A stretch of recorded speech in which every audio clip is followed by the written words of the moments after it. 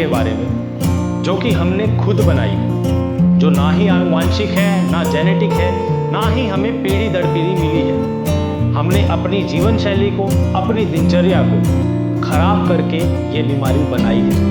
मैं बात कर रहा हूँ एनल फिशर्स के बारे में, यानी कि गूदा के रास्ते में कट लग जाने के बाद। मैं डॉक्टर निखिलेश सत्य सिंह झा आरोग्यम से आप सभी लोगों का स्वागत करता हूं आज के एपिसोड में, जहां हम लोग बात करेंगे एनल फिशर्स के बारे में।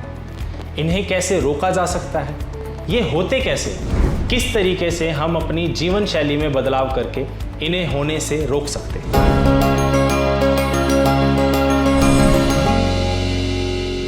सबसे पहले हमें ज़रूरत है एनल फिशर्स के बारे में समझने की कि आखिर ये होता क्या है। बहुत से केसेस में देखने को मिलता है कि आस पड़ोस में बात करेंगे या किसी भी जानकार इंसान से बात करेंगे तो सब बताएंगे कि बवासीर हो गई है। इसके लक्षण बवासीर के लक्षण से बहुत मेल खाते हैं। तो हमें सबसे पहले जानना है कि आखिर एनल फिशर हेमोरॉइड से यानी बवासीर से कैसे अलग है। उसे जानेंगे तभी सही इलाज कर पाएंगे। एनल फिशर्स में होता क्या है, जो आपका गूदा का रास्ता है उसमें छोटे छोटे कट लग जाते हैं अंदर की तरफ से, जिससे कि फिर आपको दर्द होगा, जलन होगा। जब आप फ्रेश होंगे उसके बाद बहुत ही देर तक एक अनकंफर्टेबल सी फीलिंग रहेगी, जिससे कि आप ना ठीक तरीके से बैठ पाएंगे, ना लेट पाएंगे और एक जलन सी बनी रहेगी। यही केस जब एडवांस हो जाता है, यानी कि जब ये पहली स्टेज क्रॉस करके आगे बढ़ जाता है, तो फिशर्स के अंदर ही ब्लीडिंग होने लगती है, खून आने लगता है। जब भी फ्रेश होंगे, कब्ज होने के कारण या तो स्टूल टाइट होगा या स्टार्टिंग का स्टूल टाइट आएगा, उसके कारण ब्लीडिंग होने लगेगी।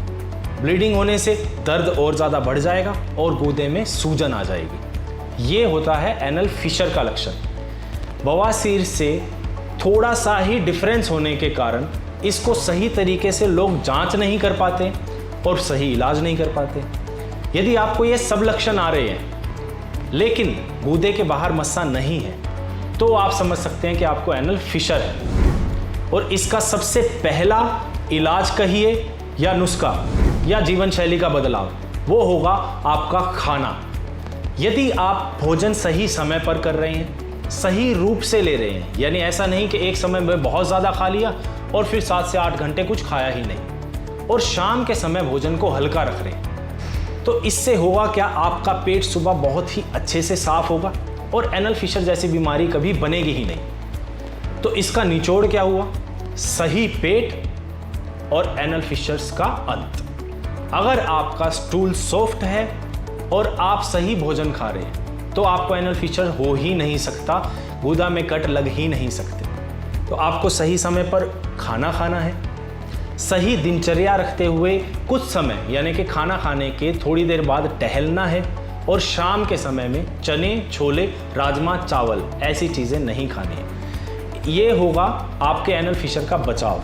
और यदि आपको ये बीमारी हो चुकी है तो एक बात लगभग तय है कि आपका पेट सही से साफ नहीं हो रहा, आपको कब्ज है।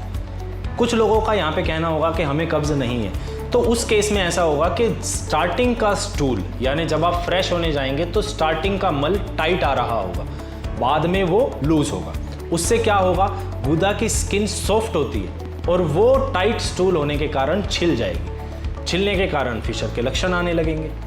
तो सबसे पहले आपको कब्ज, कॉन्स्टिपेशन को ठीक करना होगा। इसके लिए आप फाइबर यानी कि जिस भी चीज़ के अंदर कार्बोहाइड्रेट्स प्लस फाइबर ज़्यादा हो, जैसे आपका सेब हो गया, डेली शाम को अगर खाएं आप, पपीता हो गया, खाना खाने से 20 से 25 मिनट बाद और सोने से 1 से 1.5 घंटा पहले अगर आप इस तरह के किसी फल का सेवन करते हैं तो आपका पेट बहुत ही अच्छा साफ होगा और फिशर्स की समस्या धीरे धीरे कम होती चली जाएगी। जैसे जैसे कब्ज ठीक होगी ऐसे ऐसे एनल फिशर्स भी ठीक होते चले जाएंगे। यदि आपकी समस्या कुछ एक हद से आगे बढ़ चुकी है और केवल दिनचर्या और डाइट के बदलाव से ठीक नहीं हो रही है, तो आप एक छोटा सा घरेलू नुस्खा भी अपना सकते हैं, जिसके अंदर आपको करना क्या है, हरड़ 100 ग्राम आंवला चूर्ण और उसके अंदर 50 ग्राम अजवाइन, ये तीनों चीज़ों को पीसकर आधा चम्मच डेली शाम को गुनगुने पानी के साथ सोने से पहले लेना है,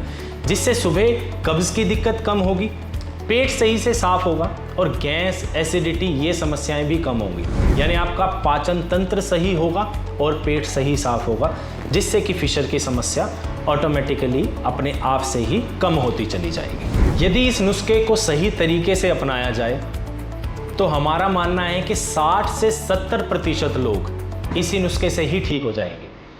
यदि फिर भी आपकी समस्या बनी रहती है या आप इसके बारे में कुछ ज़्यादा जानकारी चाहते हैं या आप डिसीज़न नहीं ले पा रहे हैं कि क्या आपको एनल फिशर है, फिस्टुला है या पाइल्स है, तो आप हमारे क्लिनिक सत्य सिंह झा आरोग्यम में भी विजिट कर सकते हैं, जहां आपको स्पेशलाइज्ड डॉक्टर्स ये जांच करके बताएंगे कि आपकी क्या बीमारी है और आपके लिए क्या सही दवा है।